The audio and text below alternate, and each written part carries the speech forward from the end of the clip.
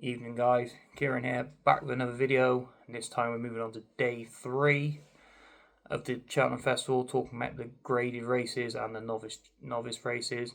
3 races to touch on in this video. Anybody who's looking for my handicap selections, they are also on the channel, already put up last week.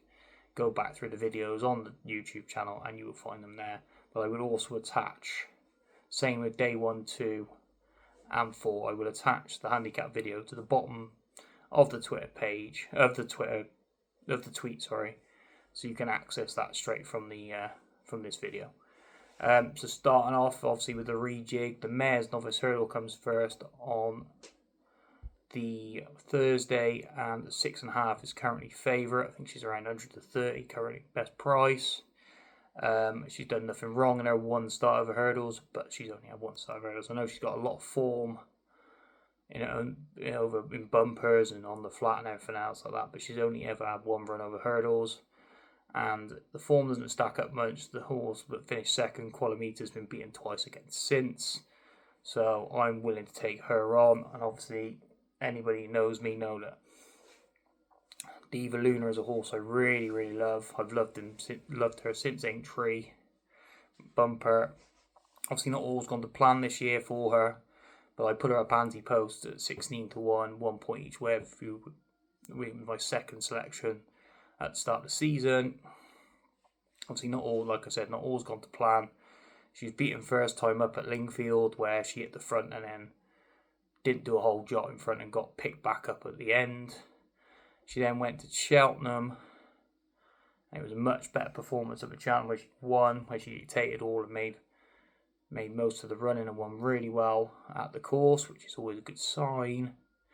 She then went to Sandown, and unfortunately bottomed out and disappointed and was beaten again on the running. She went off very short price favourite, and there's a big reaction to that afterwards. Like, I tweeted saying I wasn't going to give up on her even though she got beaten there.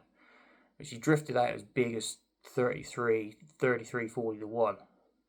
Like, I didn't go back in because I'm already on 16, so I'm not one of them that if it drifts big time I'm going to get back involved. I'll just wait, especially anti-post anyway. Maybe on the day I would, but not anti-post. Since then, she hasn't run. She's sat in a box and has come back, and she's now back to as short as a 14 to 1. I think she's got a hell of a chance. Ben Paulin's still very bullish. He thinks that he's got her back to the level that she was at Cheltenham. I don't think his horse was running particularly well when she got beat at Sandown over, but the fact she's got course form as well is a big plus. And the British mares seem to have the upper hand in this race.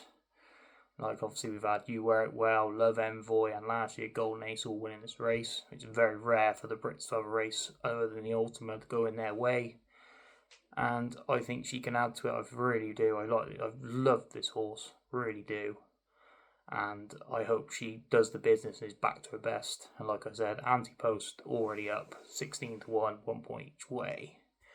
The next race I'm going to touch on is the Ryanair, where Factor 5 is 6 to 4 favourite and he's coming here. I can't believe he's coming here. He should be up in the Gold Cup, but that's just my opinion. The Ryanair shouldn't even be there. But that's another debate altogether. They should have a choice whether to go Champion Chase or Gold Cup, and we should have one in between. But that's just my opinion. The horse I'm going to side with, though, at 20 to 1, because I'm not fancying Factor 5 at all. Don't like the look of Ilay Francais either. Although, if he does get a soft lead and enjoy that in front, I think it could be difficult to pick up. But the horse I like is Heartwood here for Henry de Bromhead. Currently priced up at 20 to 1, best price, like I said. 1 point each way. Came in, obviously won at, I think it was Nace, or Navan, one of the two. First time up in a 3-horse race where Big Corbett's Cross and, what was the other one called? The one that's gone back early now. Can't name escapes you right now.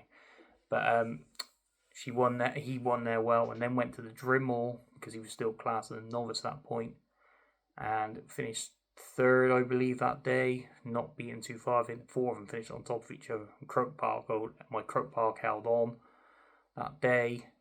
And then he went to the December meeting, the Christmas meeting at Leopardstown, where he was eye-catching, really. I think turning in, he looked decent. He was coming there with every chance, turning in, just didn't get home behind Galloping Deschamps.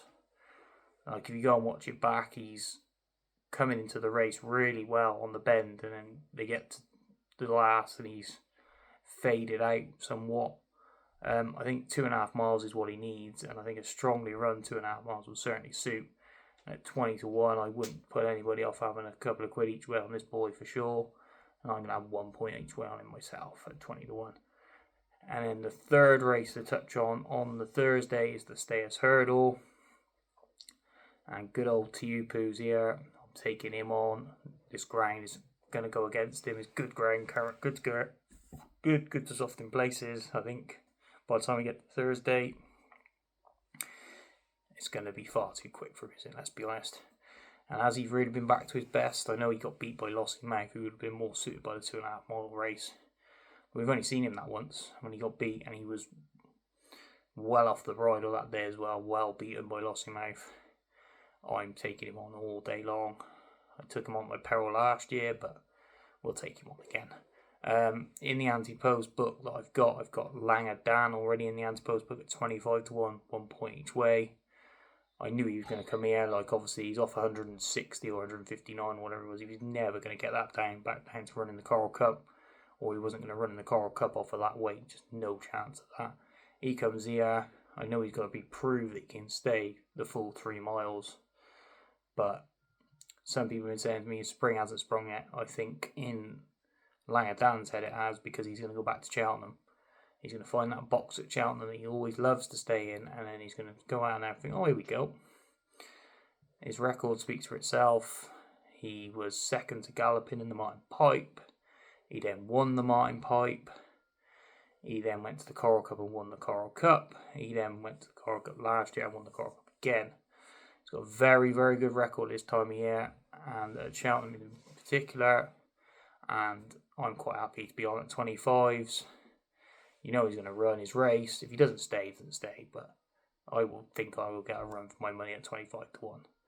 So that's Langer Dan, who's already in the book. And the other one I'm going to add to it is the horse I said last month I was talking about it, that the Wall Park would come here, and everybody's saying, no, he's going to stay in the Temps. What happens? The Wall Park's coming here. Currently priced, best price 12 to 1. Won at the course really well. Stayed on really well that day when he won the Temps qualifier. Is the only horse of the 2 days to come from off the pace. All the rest of the winners were up with the van. Stair up the hill, no problem whatsoever. Will love the hill again when he comes back. Then went to Ascot, where he was in the long walk. It was the long walk at Ascot. And he got a bit far behind in that race. Like I said, stayed on again. Everybody's going to crab that, the fact that he was in a grade 1 and now he's going to be in a grade 1 again, whether he's ready or not. I just think he'll devour the hill at Cheltenham. Ascot's a completely different kettle of fish. I think come Cheltenham, over the last, up the hill, I think he'll be thereabouts. And 12 to 1, 1 point each way for me also on the Wall Park. So the 3 races, the ones in the book are Diva Luna for the Mares Novice Anti-Post at 1 point each way at 16s. Heartwood in the Ryanair, 20 to 1, 1 point each way. Langer Dan, and then the Stairs, Langer Dan Anti-Post, 25 to 1, 1 point each way. And the Wall Park, 12 to 1, 1 point each way. All 3 places, as we have yet to have the decks for the Thursday.